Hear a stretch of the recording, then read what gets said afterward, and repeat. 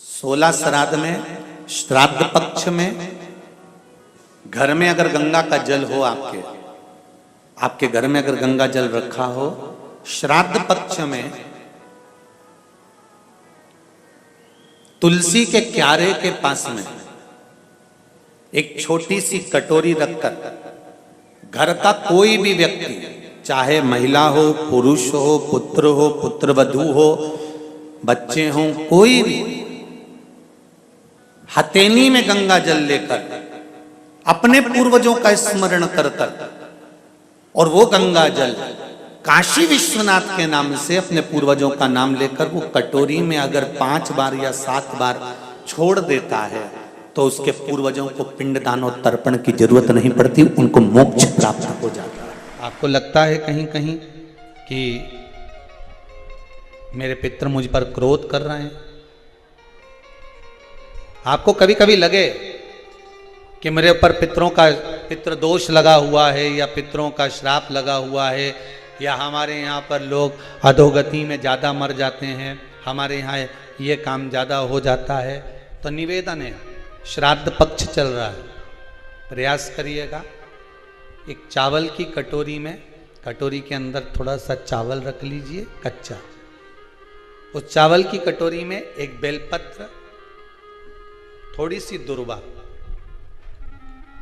बांधकर पानी का मटका, परिंदा या जहां अपना रसोई घर में जल रखते हो, उस कटोरी को वहां पर 2 दिन 3 दिन तक रख दो। वैसे तो 16 दिन रखो ज़्यादा अच्छा था, पर जो दिन अपने को मालूम है 2-3 दिन उसको रख दीजिए।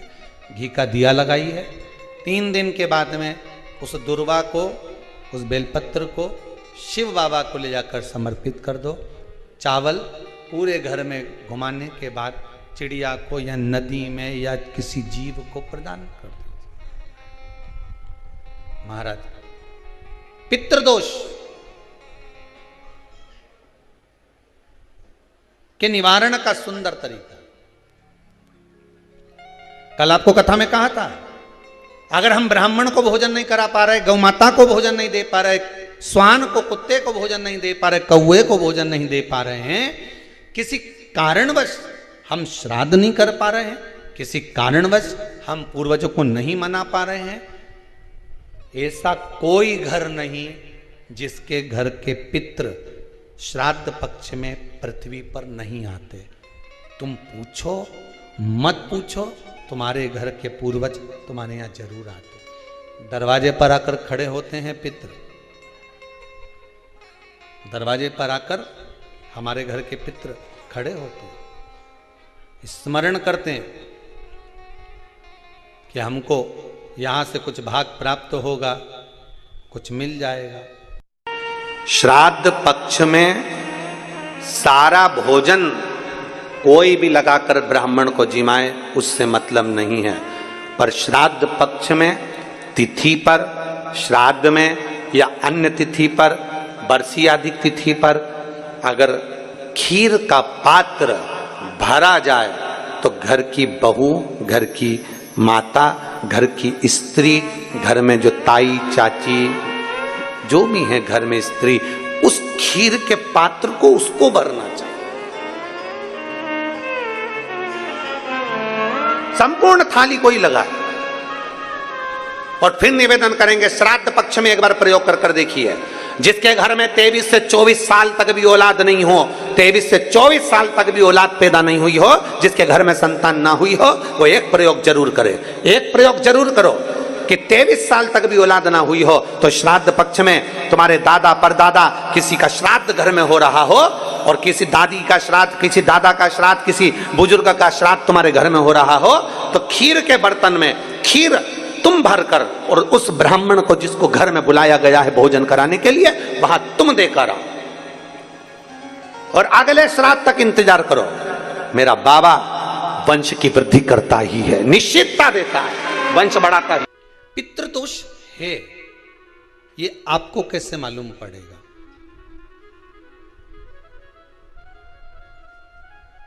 पितृ भूखे हैं, इसका तो वर्णन हमने पहले कर दिया कि रात्रि को जब आप सोने के बाद में 1-1.5 घंटे बाद अगर आपकी नींद खुल जाए, 1 घंटा 1.5 घंटा आप सो लिए, उसके बाद जो नींद खुली तो 1-1.5 घंटे तक अगर आपको नींद नहीं आ रही है, रात्रि को सोने के बाद में 1 घंटे बाद जब उठे तो आपको प्यास लग गई,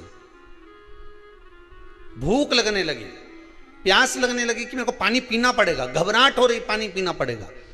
1-1.5 घंटे सोने के बाद अचानक नींद खुले और आपको प्यास लगे, समझ लेना आपके पितृ भूखे हैं और प्यास है।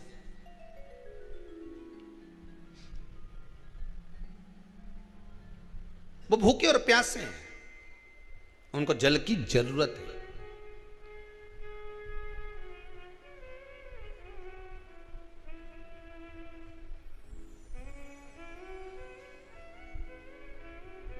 किसी भी नदी में, सरोवर में, कुंड में, बावड़ी में, तालाब में, आप तीर्थ में जाकर जब स्नान करते हैं तो स्नान करने के बाद एक काम का नियम बना लो कि अपने हाथ की अंजलि में जल लेकर अपने पूर्वजों को देना। प्यासे रहते हैं, भाग मांगते हैं।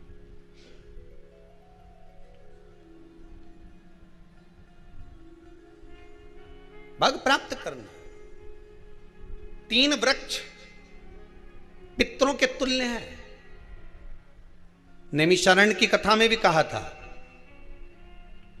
3 वृक्ष पितरों के तुल्य हैं। पहला पीपल, दूसरा बट वृक्ष, तीसरा बेलपत्र का वृक्ष। ये पितरों के तुल्य हैं।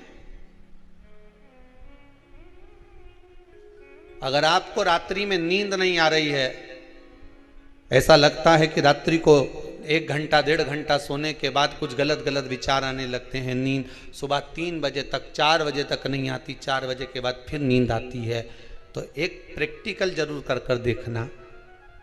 एक प्रैक्टिकल करने में क्या जाता है, प्रयास करने में क्या कुछ जाता है क्या? प्रैक्टिकल कर देखना कि कहीं सियोर वाला महाराज झूठ तो नहीं बोल रहा, तो प्रैक्टिकल करने में कुछ नहीं जाए। 1 लोटा पानी लो, उसमें थोड़ा सा कच्चा दूध डाल लीजिए, श्राद्ध पक्ष चल रहा है, बेलपत्री का पेड़ या पीपल का पेड़ या बट का पेड़, इन पेड़ के नीचे ले जाकर उस दूध को दोपहर में सुबह 10 बजे से लेकर 12 बजे के बीच में ले जाकर चढ़ा दीजिए। रात्रि को फिर ना आपको प्यास लगेगी, ना भूख लगेगी, नींद एक बार लगी तो सुबह ही खुलेगी। प्रैक्टिकल करने में क्या जाता है? पानी डालने में तुम्हारा कुछ जाएगा? अरे बोलो तो सरी, हमें 10 रुपया का दूध जरूर उसमें, और तुम इतनी चतुर हो, इतना सारा दूध थोड़ी डालोगी, तुम 2 चूल्हा डालोगे। कहाँ तुम इतना डालने वाली हो? है?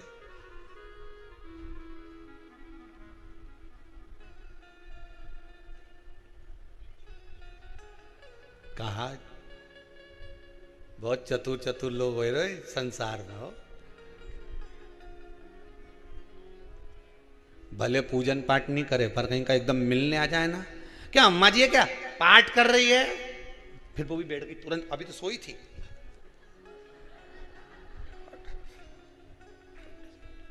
तुरंत। क्या पंडित जी हैं क्या, उनसे थोड़ा सा काम है, अभी माला जप रहे हैं, मालूम पड़े पंडित जी तो आराम से सेव फल खा रहे थे। अब प्लेट सोफा के नीचे घुसे, तुरंत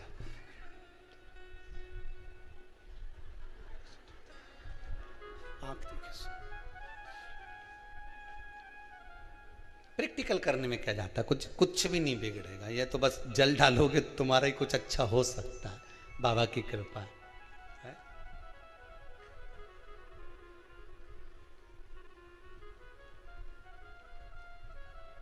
3 वृक्ष पितरों के तुल्य हैं। पहला जम के बोलिए पीपल, दूसरा बट वृक्ष, तीसरा बेलपत्री का वृक्ष। तीनों पीपल के वृक्ष में 52,000 ब्राह्मण एक साथ निवास करते हैं, इसलिए पितृतुल्य है। बट वृक्ष ब्रह्मा जी के मस्तक से बना, इसलिए पितृतुल्य है। और बेलपत्री का वृक्ष माता पार्वती जी के अश्रु से बना, जब आंसू गिरे थे माता जगत जननी जगदम्बा पार्वती के, उस समय पर पितृलोक में हलचल उत्पन्न हो गई थी। हमारी नातिन की आंख में आंसू कैसे आ गए?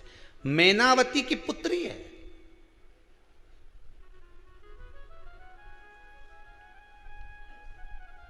पितरों की नातिन, इसकी अश्रु कैसे गिर गए? पार्वती जी ने कहा ये आंसू नहीं, मेरा पुण्य भाग प्रकट करती हूं बेलपत्री के रूप में। तो पितरों ने वर दिया था कि ये बेलपत्री का वृक्ष हमारा आशीर्वाद है, इसके नीचे अगर कोई दीप लगाता है, शिव को स्पर्श कर चढ़ाता है, उसके पितरों की शांति होगी। हम स्वयं उसको आशीर्वाद देने के लिए पधारेंगे। बेलपत्र का वृक्ष पितृतुल्य।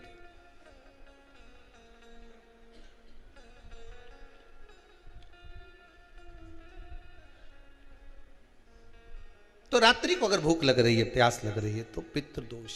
दूसरा पितृदोष का लक्षण बताया, घर में कोई शुभ कार्य ना हो, वंश की वृद्धि ना हो, 1 रुपये कमाओ, 1.25 रुपये खर्च हो रहे हैं, पैसा 10 जगह से कमाई आ रही है पर घर में टिक नहीं पा रही है, आया गया, पितृदोष।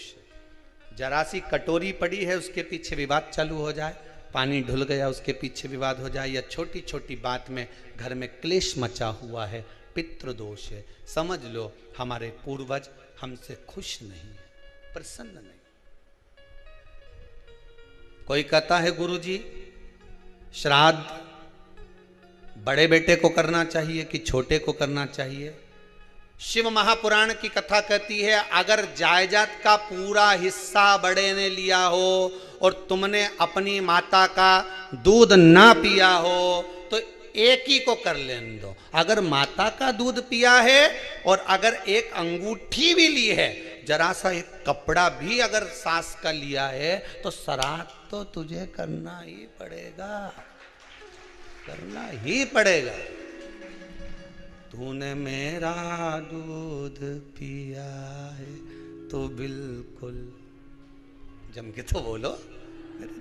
अगर तुमने उनका कुछ खाया है तो अब एक काम और हो सकता है, गुरुजी वो श्राद्ध अगर हम नहीं करें और बड़े भैया करें और हम उन्हीं के यहाँ चले जाएं तो चले जा, मना कौन कर रहा है? पूड़ी का तेल तू ले जा, खीर का दूध 2 थैली तू खरीद के ले जा। जितना वहां वो सेवा करे उतनी सेवा तुम करो। गलत है क्या? जायदाद का भी तो हिस्सा किया था। सुई की नोक के बराबर नहीं धुआं ने, ईंट इधर खसकी है तो हमारी इधर खसका दीजिए। हमारी बसियत में इतना लिखा है तो फिर बसियत में ये भी लिख के जाना चाहिए था। मैं तो कहूँ सबके तुम डरो मत ही रहे, एक भी जब छोरा छोरी के जब सब सामान प्रॉपर्टी दो ना, जमीन दो ना, जायदाद दो ना, सारा सामान छोरा छोरी के दो, तो उनके लिख के भी जाओ कि हमारी श्राद्ध कर दे अच्छे से, नहीं तो भूतड़ी बन के सताऊंगी।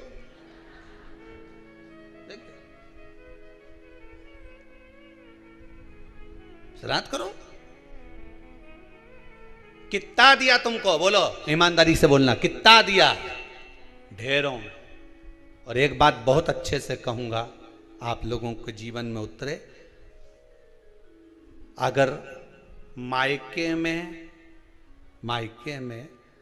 भाई, मायके में भाभी, मायके के लोग अगर आपके माँ बाप का श्राद्ध नहीं करते हैं तो बेटी भी अपने माता पिता का श्राद्ध कर सकती है।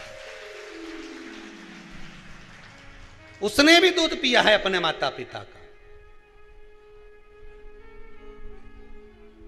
पर वो श्राद्ध का भोजन कौन कराएगा? बेटी का पुत्र हो, बेटी की पुत्री हो, वो कराए। और नाम वो नाना नानी का ले ले, करे। अगर वो नहीं कर रहे हैं, वो नहीं संभालते, वो नहीं जानते, तो आप करो, तो करे। 2 भाग होते हैं।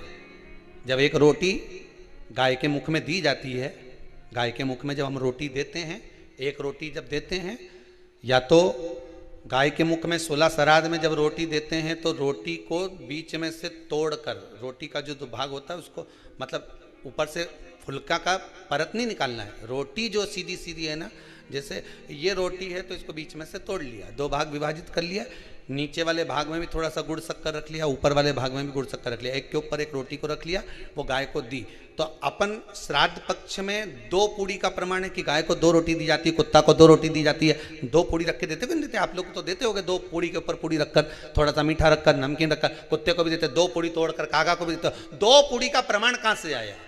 2 भाग रोटी के टुकड़े का प्रमाण कहां से आया? श्राद्ध पक्ष में ही ऐसा क्यों किया जाता है? बाकी के समय पर तो कोई ऐसा 2 पूड़ी का प्रमाण ही नहीं, पर श्राद्ध पक्ष में ये क्यों कहा जाता है कि पूड़ी के ऊपर पूड़ी रख दे, उसमें मीठा रख दे, खीर शक्कर रख दे, गाय को दिया, कुत्ते को दिया, कागा को दिया, ऐसे क्यों कहा जाता है?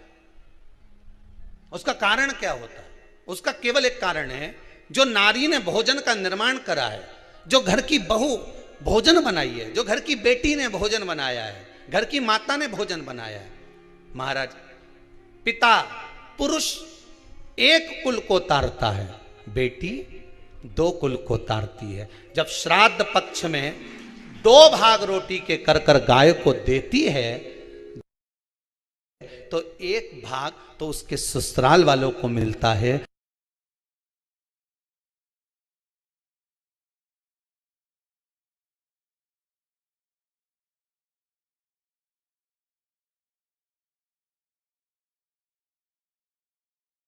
मायके को भी मिले, ससुराल को भी। जब गया जी का पिंड होता है तो नाना नानी सबका स्मरण कराया जाता है। 2 भाग,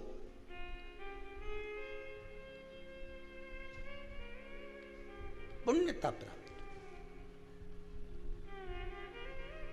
अब लोगों को मालूम तो है नहीं कि 2 पूड़ी क्यों रखते हैं, उसका कारण वर्णित है शास्त्रों। दोनों पक्ष तारने के लिए, दोनों पक्ष का स्मरण कराने के लिए। महाराज, बिंदु प्रेत योनि में पड़ा, चंचुला देवी उनके मोक्ष का प्रयोजन कर रही है, प्रयास कर रही।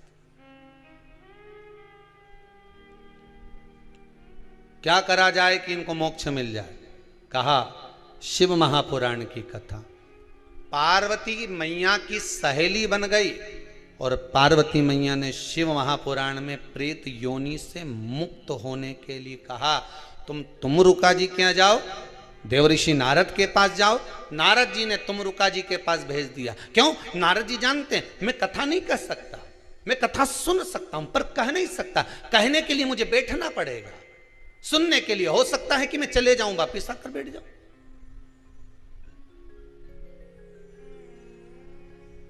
तुमरुका जी से कहा कथा कह दोगे? हाँ, कहने में क्या दिक्कत है? मेरे पति को प्रेत योनि से मुक्त करना है। तुमरुका जी बोलते हैं केवल तुम्हारा पति प्रेत योनि से मुक्त नहीं होगा।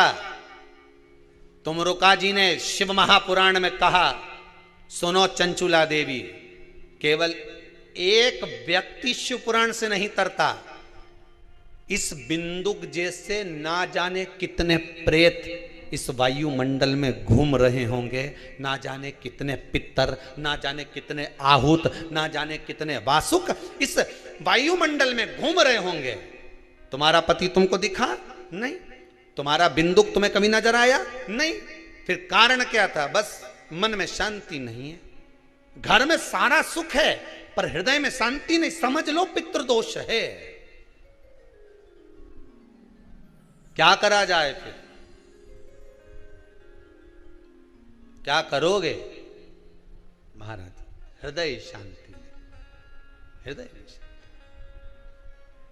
केवल एक अकेला बिंदुक शिव महापुराण की कथा सुनकर नहीं तरेगा। तुमरुका जी कहते हैं जिस समय पर मैं शिव महापुराण की कथा कहूंगा, सुनो चंचुला देवी, इस संसार के इस भूमंडल पर मृत्यु लोक में जितने भी जीव इस संसार सागर में भटक रहे होंगे, शिव महापुराण की कथा सुनकर वो भी तर जाएंगे। ये अकेली बिंदुक को तारने वाली नहीं है, इस मृत्यु लोक में जो विराजमान। आज भी नियम है महाराज, श्राद्ध का भोजन टेबल पर नहीं कराया जाता, श्राद्ध का भोजन ब्राह्मण को कुर्सी पर बिठाकर नहीं कराया जाता, श्राद्ध का भोजन किसी जाता। श्राद्ध का भोजन आज भी प्रमाण है कि ब्राह्मण के लिए भूमि पर आसन लगना चाहिए और जमीन पर बैठकर कराना चाहिए। तब क्यों? क्योंकि इस भूमि पर बैठकर जब भोजन कराएंगे, इसी भूमि से ना जाने कितने पितृ गए, कितने तर्पण हुए, कितनी तिलांजलि हुई, इसी भूमि से, इस रज से, इस कण से ना जाने कितने जीव चल गए। अब लकड़ी पर या टेबल पर या कुर्सी पर बैठकर ब्राह्मण को भोजन कराने का प्रमाण नहीं है। अब आपका फैशन ज्यादा हो गया तो बात दूसरी है। पंडित जी ऊपर बैठ के खा लोगे क्या? पंडित जी तो बोल देंगे अच्छा है, खिला दो।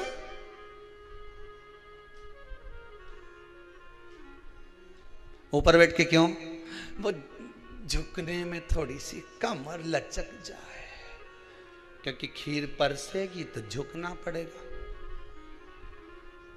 अब ब्राह्मण अगर भोजन करने आसन पर बैठेगा, तुम अगर थोड़ा झुककर परसोगी, ब्राह्मण के सम्मुख में आप थोड़ा सा भोजन कराते समय झुकोगी। जरा विचार करिए, यशोदा मैया के घर में संतान नहीं थी। यशोदा जी श्रावण के महीने में श्रावणी करने आए हुए ब्राह्मण को मात्र खीर परोसने के लिए गई थी। 52 साल की उम्र थी, संतान का सुख नहीं दिख रहा था, खीर परोसने के लिए गई। उतनी देर में ब्राह्मणों ने देखा इनके घर में संतान नहीं है, पुत्र भव कह दिया। और यशोदा जी के पति श्री नंदराय जी कह रहे हैं कि बाबा मैं 60 का या 55 की, बाल हो गए धोले, और तुम कह रहे हो पुत्र होगा। कहां से होगा? ब्राह्मण कहते हैं ब्राह्मण जब भोजन करता है, भोजन करते समय जब वर देता है, वो वर गलत नहीं हो सकता, कहीं से भी आएगा, पर छोरा तो आएगा। और आया, कहीं से भी आया, पर पुत्र आया, क्योंकि आशीर्वाद दिया था। श्राद्ध पक्ष का भोजन टेबल पर नहीं, कुर्सी पर नहीं, श्राद्ध पक्ष का भोजन ब्राह्मण को आसन लगाकर जमीन पर कराना चाहिए, भूमि पर।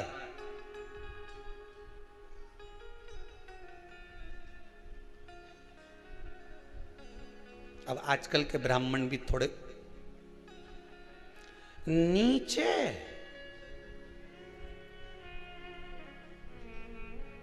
अगर हम टेबल पे ही जिम लें तो जी अब क्या बोले भी तो क्या बोले, तुम ही बताओ।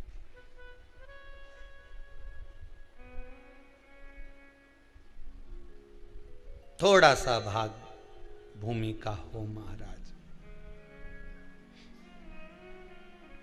तर्पण तिलांजलि सब भूमि पर।